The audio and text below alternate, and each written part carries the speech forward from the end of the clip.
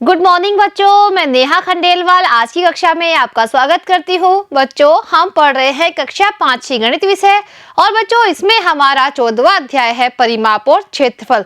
तो बच्चों आज हम इस अध्याय में करेंगे परिमाप की अवधारणा की समझ कि परिमाप किसे कहते हैं और परिमाप को कैसे ज्ञात किया जाता है। तो करते हैं बच्चों। देखो यहाँ पर आपको दिखाई दे रही है शीला। जो बच्चों शीला है वो उसकी जो ओढ़नी है उसके चारों तरफ क्या लगाना चाहती है? गोटा लगाना चाहती है, यानी इस ओढ़नी के चारों किनारों पर वह गोटा लगाना चाहती है। तो बच्चों हमें याद करना है गोटे की लंबाई, यानी इसकी ओढ़नी के चारों तरफ जो गोटा लगाया जाएगा उसकी कुल लंबाई कितनी होगी। तो बच्चों इसके लिए हम क्या करेंगे? बच्चों इसके लिए हम ओढ़नी के चारों किनारों की लंबाई को जोड़ लेंगे। देखिए बच्चों ये ओढ़नी कैसी है? आयताकार है, यानी इसमें आमने सामने की भुजा कैसी है? बराबर है। तो बच्चों गोटे की लंबाई को निकालने के लिए हम ओढ़नी के चारों किनारों की लंबाई को जोड़ते हैं। देखिए बच्चों जो ये ओढ़नी है उसकी ये भुजा है 3 मीटर, ये वाली भुजा है 1 मीटर। तो बच्चों इसके सामने वाली भुजा भी कितनी होगी? 3 मीटर। और बच्चों इसके इधर वाली भुजा कितनी होगी? 1 मीटर, क्योंकि बच्चों आयत की आमने सामने की भुजाएं होती है बराबर। अब ओढ़नी के चारों तरफ की भुजाओं की लंबाई हम ज्ञात करते हैं, तो हम इसे जोड़ते हैं 3 + 1 + 3 + 1। तो कितने हो गए? 3 और 1 होते हैं 4। 4 में 3 जोड़ते हैं तो कितने होते हैं? 7। 7 और 1 होता है 8। तो बच्चों इसके ओढ़नी के चारों तरफ की लंबाई हो गई है 8 मीटर, यानी बच्चों जो ओढ़नी है उसमें 8 मीटर गोटा लगेगा। तो बच्चों ओढ़नी के चारों तरफ की लंबाई और गोटे की लंबाई बराबर हो गई है और वो कितनी हो गई है? 8 मीटर। तो बच्चों इस तरह से हम इसके चारों तरफ की लंबाई को ज्ञात कर सकते हैं। अब देखिए बच्चों यहाँ पर आपको कुछ आकृतियां दिखाई दे रही है। जब ये आकृति हम बनाते हैं, यानी ये चीजें हम बनाते हैं, तो भी इसके चारों तरफ की हम क्या करते हैं? लंबाई को नापते हैं। जैसे बच्चों फोटो फ्रेम बनता है तो भी इसके चारों तरफ की लंबाई को नापा जाता है। इसी तरह मेज पोस्ट बनाने के लिए भी इसके चारों तरफ की लंबाई यानी चारों भुजाओं का योग किया जाता है। बच्चों खेत की बाड़बंदी करते हैं तब भी हम खेत के चारों तरफ की जो दीवारें हैं उसको क्या करते हैं? नापते हैं। और मकान की 4 दीवारी बनाने के लिए भी हम उसको नापते हैं। तो बच्चों चारों तरफ की नाप क्या कहलाती है? परिमाप।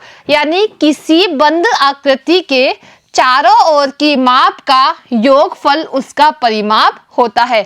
बच्चों वह आकृति कैसी होनी चाहिए? बंद आकृति होनी चाहिए, यानी बंद आकृति के चारों ओर की माप का योगफल होता है परिमाप। अब देखिए बच्चों यहाँ पर आपको कुछ आकृतियां दिखाई दे रही है जिसका हमें परिमाप ज्ञात करना है। और बच्चों परिमाप कैसे ज्ञात करते हैं? उस आकृति के चारों भुजाओं का योगफल होता है परिमाप। तो सबसे पहले बच्चों यहाँ पर है ए आकृति जिसका हमें परिमाप ज्ञात करना है।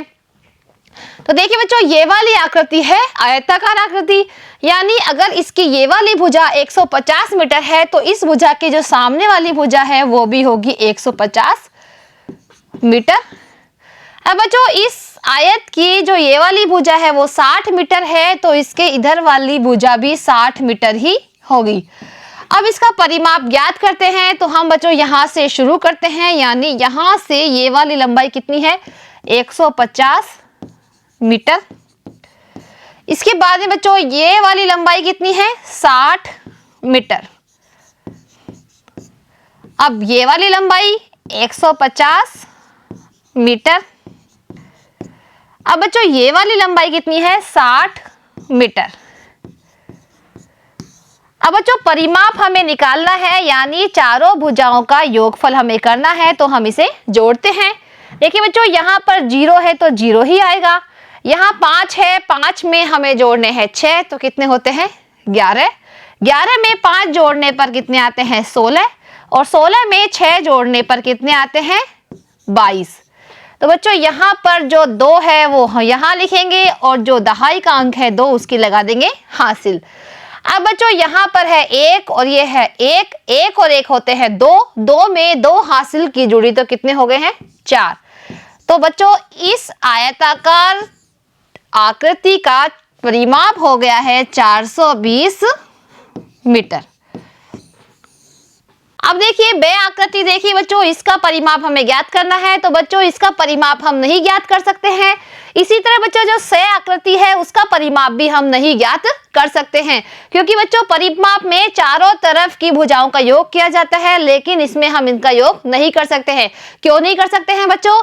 क्योंकि ये दोनों आकृतियां कैसी है? बंद आकृतियां नहीं है। परिमाप केवल बंद आकृति का ही होता है। बच्चों जो परिमाप होता है वो केवल बंद आकृति का ही होता है। बच्चों ये आकृति बंद नहीं है, क्योंकि ये यहाँ से शुरू है और यहाँ पर खत्म है, यानी इसको बंद नहीं करा जा सकता। इसी तरह बच्चों ये आकृति भी यहाँ से खुली हुई है, इसलिए ये भी बंद आकृति नहीं है। आकृति ब व स बंद आकृतियां नहीं है, अतः इनका परिमाप ज्ञात नहीं किया जा सकता है। बच्चों बंद आकृति का ही परिमाप ज्ञात करते हैं, जो आकृति बंद नहीं है उसका परिमाप हम ज्ञात नहीं कर सकते हैं, क्योंकि बच्चों परिमाप की परिभाषा ही क्या होती है? किसी भी बंद आकृति के चारों भुजाओं का योगफल होता है परिमाप। अब बच्चों कुछ गतिविधि हम यहाँ पर करते हैं। देखिए कोई आकृति इस प्रकार की हो तो आप उसका परिमाप किस प्रकार ज्ञात करेंगे? देखिए बच्चों यहाँ पर आपको एक आकृति दिखाई दे रही है। अगर समझ लो ये वाली आकृति है और इसका हमें परिमाप ज्ञात करना है, तो हम इसका परिमाप कैसे ज्ञात करेंगे? तो बच्चों इसका परिमाप कैसे करेंगे? हम इस आकृति की किनारी पर धागा रखकर इसे पूरा नापते हैं और फिर उस धागे को स्केल से मापकर परिमाप ज्ञात किया जा सकता है। अब देखिए बच्चों इस आकृति का परिमाप हम कैसे ज्ञात करेंगे? जैसे हमने यहाँ से शुरू किया धागा रखना। अब देखिए बच्चों धागे को हम इस तरह से इसके चारों तरफ लगाते जाएंगे। बच्चों जब इस धागे को हम चारों तरफ इसके लगा देंगे तो इस धागे की जो लंबाई आएगी उसको हम नापेंगे स्केल से, तो वो धागे की जो लंबाई है वो है इसका परिमाप। तो बच्चों इस तरह से इस आकृति का हम परिमाप ज्ञात कर सकते हैं। अब बच्चों हम यहाँ करते हैं नियमित आकृतियों का परिमाप ज्ञात करना। सबसे पहले देखिए बच्चों नियमित आकृति कहते किसे हैं? ऐसी सभी आकृतियां जिनकी भुजाएं समान माप की होती है तथा उनके सभी कोण भी समान माप के हो, नियमित आकृतियां कहलाती है। बच्चों नियमित आकृतियां उसे कहते हैं जिसकी सभी भुजाएं समान नाप की होती है। जैसे बच्चों यहाँ पर मैंने एक त्रिभुज बनाया है। इस त्रिभुज के बच्चों अगर तीनों भुजाएं ही एक ही नाप की हो यानी समान नाप की हो तो यह आकृति हो गई है नियमित आकृति। इसी तरह बच्चों अगर मैंने बनाया है एक वर्ग और वर्ग की अगर चारों भुजाएं बराबर नाप की है तो यह भी आकृति हो गई है नियमित आकृतियां। तो बच्चों इन्हें कहते हैं नियमित आकृतियां, और इन आकृतियों के जो कोण होते हैं वो भी समान नाप के होते हैं। जैसे बच्चों त्रिभुज के ये तीनों कोणों का नाप बिल्कुल समान होगा। इसी तरह बच्चों इस वर्ग के चारों कोणों का नाप भी बिल्कुल समान ही होगा। तो ये आकृतियां कहलाती हैं नियमित आकृतियां। अब बच्चों नियमित आकृतियों का परिमाप ज्ञात करना हम सीखते हैं। तो देखिए बच्चों यहाँ पर आपको दिखाई दे रहा है एक त्रिभुज। त्रिभुज में बच्चों 3 भुजाएं हैं और प्रत्येक भुजा की लंबाई कितनी है? 10 सेंटीमीटर। तो बच्चों तीनों भुजाओं की लंबाई ही बराबर है, इसलिए यह जो आकृति है वो कैसी है? नियमित आकृति। अब बच्चों इसका हमें क्या ज्ञात करना है? परिमाप। आकृति ए का परिमाप हमें निकालना है। तो बच्चों परिमाप ज्ञात करना आपको आता ही है कि इसके चारों भुजाओं का योगफल यानी चारों तरफ की भुजाओं का योगफल परिमाप कहलाता है। देखिए बच्चों हमने सबसे पहले ये भुजा की लंबाई लिखी, कितनी है? 10 सेंटीमीटर। इसकी ये वाली भुजा की लंबाई भी है 10 सेंटीमीटर और ये वाली भुजा की लंबाई भी है 10 सेंटीमीटर। अब इसके तीनों भुजाओं की लंबाई को हम जोड़ देते हैं तो कितने होते हैं? 10 और 10 होते हैं 20। 20 में 10 जोड़ने पर आते हैं 30 सेंटीमीटर, यानी जो ये त्रिभुज है उसका परिमाप हो गया है 30 सेंटीमीटर। तीनों भुजाएं समान हैं, अतः इसे इस प्रकार भी कर सकते हैं। देखिए बच्चों नियमित आकृतियों की तीनों भुजाओं की लंबाई बराबर होती है, इसलिए हम इसे कैसे कर सकते हैं? 3 गुणा 10 बराबर 30 सेंटीमीटर। बच्चों 10 को अगर हम 3 बार जोड़ते हैं या फिर 10 को 3 से गुणा करते हैं, उत्तर बराबर ही आता है, क्योंकि इसमें भी 30 आता है और इसमें भी 30 आता है। तो बच्चों नियमित जो आकृतियां होती है उसकी सभी भुजाएं बराबर होती है, इसलिए बच्चों एक भुजा की लंबाई को अगर हम जितनी भुजा होती है उससे गुणा कर देते हैं तो उत्तर वो बराबर ही आता है। तो बच्चों वो उसका होता है परिमाप। तो बच्चों यहाँ पर 3 भुजाएं हैं और प्रत्येक भुजा की लंबाई 10 सेंटीमीटर है। तो 10 सेंटीमीटर को अगर हम 3 से गुणा कर देते हैं तो आ जाता है 30 सेंटीमीटर, जो कि इस त्रिभुज का परिमाप है। अब करते हैं बच्चों दूसरी आकृति का परिमाप ज्ञात। देखिए बच्चों यह एक वर्ग है, इसमें बच्चों प्रत्येक भुजा है 12 सेंटीमीटर की, यानी ये आकृति कैसी है, ये आकृति है नियमित आकृति। अब देखिए बच्चों नियमित आकृति का हमें ज्ञात करना है परिमाप। तो सबसे पहले हम देखते हैं कि इस आकृति में भुजाएं कितनी है। इसमें भुजा है 4 और भुजा का माप कितना है, यानी एक भुजा का माप है 12 सेंटीमीटर। तो बच्चों परिमाप ज्ञात करने के लिए हम क्या करेंगे, भुजाओं की संख्या को भुजा की माप से कर देंगे गुणा, यानी भुजाओं की संख्या है 4, 4 को एक भुजा की लंबाई है 12 उससे कर देंगे गुणा। तो बच्चों 12 गुणा 4 करने पर कितने आते हैं, 4 दूना 8 और 4 एकम 4, तो कितने आ गए हैं 48 सेंटीमीटर।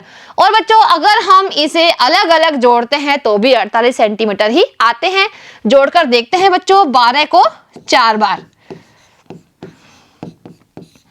देखिए जो 2 और 2 होते हैं 4, 4 में 2 जोड़ने पर आते हैं 6, 6 में 2 जोड़ने पर आते हैं 8, 1 और 1 2 होते हैं, 2 में 1 जोड़ेंगे तो आते हैं 3, 3 में 1 जोड़ने पर आते हैं 4। तो देखिए बच्चों 12 को अगर हम 4 बार जोड़ते हैं या फिर 12 को 4 से गुणा करते हैं उत्तर बिल्कुल बराबर ही आता है। तो इस वर्ग का परिमाप कितना हो गया है, 48 सेंटीमीटर। अब करते हैं बच्चों अगली आकृति का हम परिमाप ज्ञात। देखिए बच्चों यह आकृति कैसी है, एक पंचभुज है, क्योंकि इसमें 5 भुजाएं हैं, 1 2 3 4 और 5। और बच्चों पांचों भुजाओं की ही लंबाई बराबर है, ये भी 7 सेंटीमीटर, ये भी 7 सेंटीमीटर, ये भी 7 सेंटीमीटर और ये भी 7 सेंटीमीटर। तो बच्चों पांचों भुजाओं की लंबाई बराबर है, तो यह आकृति कैसी हो गई है, नियमित हो गई है। तो बच्चों नियमित आकृति का हमें ज्ञात करना है परिमाप। तो बच्चों सबसे पहले हम देखते हैं कि इसमें कितनी भुजाएं हैं। तो बच्चों भुजाओं की संख्या है इसमें 5 और भुजा की लंबाई कितनी है, तो भुजा की लंबाई है बच्चों 7 सेंटीमीटर। तो बच्चों एक भुजा की लंबाई को हम भुजाओं की संख्या से क्या कर देंगे, गुणा कर देंगे। यानी बच्चों भुजाओं की संख्या से हमने गुणा किया है तो 5 गुणा 7 हमने यहाँ लिखा है। तो बच्चों 7 को 5 से गुणा करने पर कितने आते हैं, 7 पंजे 35। तो बच्चों इस आकृति का परिमाप हो गया है 35 सेंटीमीटर। इसी तरह बच्चों अगर हम इन सभी भुजाओं की लंबाई का अलग अलग जोड़ करते हैं तो भी इसका परिमाप 35 सेंटीमीटर ही आएगा। अब जोड़ते हैं बच्चों, इसकी एक भुजा की लंबाई है 7 सेंटीमीटर। इसी तरह बच्चों सभी भुजाओं की लंबाई बराबर है, यानी 7 सेंटीमीटर को हम जोड़ देते हैं 5 बार। तो देखिए बच्चों कितना आता है, 7 और 7 होते हैं 14, 14 में 7 जोड़ने पर आते हैं कितने, 21, 21 में 7 जोड़ते हैं तो आते हैं 28 और 28 में 7 जोड़ने पर कितने आते हैं, 35। तो बच्चों इसका योगफल भी आ गया है 35। तो बच्चों या तो 7 को 5 बार जोड़िए या फिर 7 को 5 से गुणा कीजिए, हमारा परिमाप बिल्कुल बराबर ही आएगा।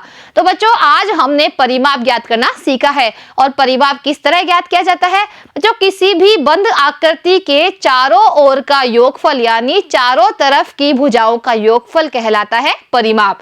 तो बच्चों अब हम अगली कक्षा में करेंगे क्षेत्रफल ज्ञात करने की अवधारणा का परिचय। तो मिलते हैं अगली कक्षा में, आज के लिए इतना ही, धन्यवाद।